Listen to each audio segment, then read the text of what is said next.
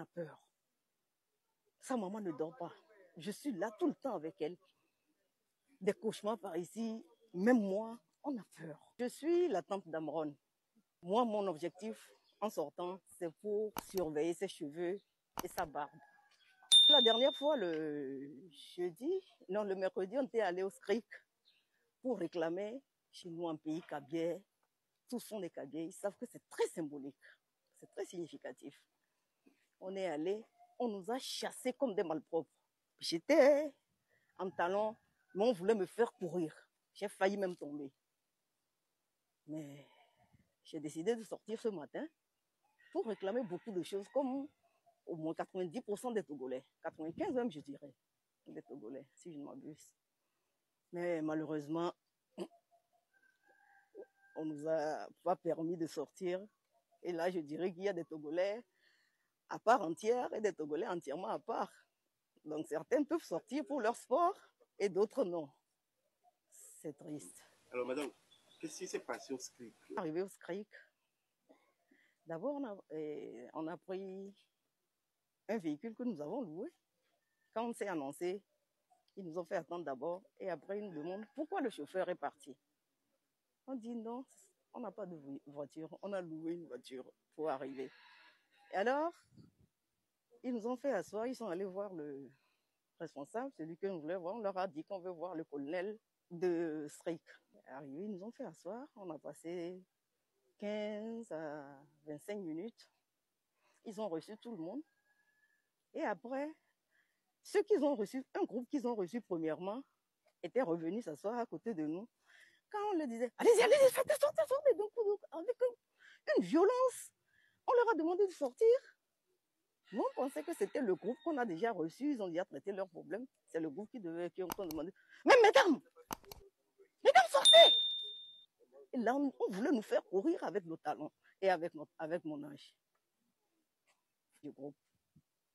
On nous a chassés jusqu'au goudron, même pas devant chez eux pour trouver un véhicule. Mais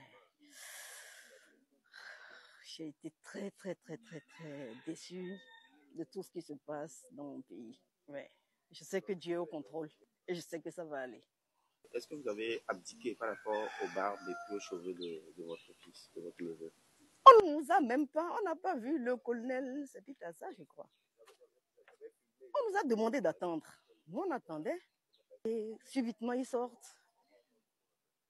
On ne veut plus nous voir.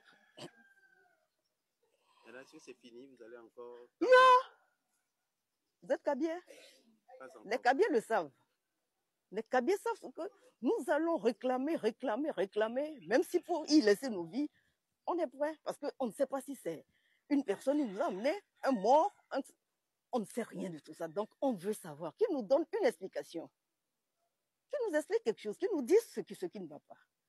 Où sont les cheveux, qu'ils nous disent, ah, on veut une explication pour savoir comment faire pour aller lui faire les cérémonies. Ils savent. Alors, moi, je ne suis pas Kabier. Chez vous, en pays Kabier, lorsque on arrache les cheveux ou bien les barbes, qu'est-ce que ça symbolise chez vous?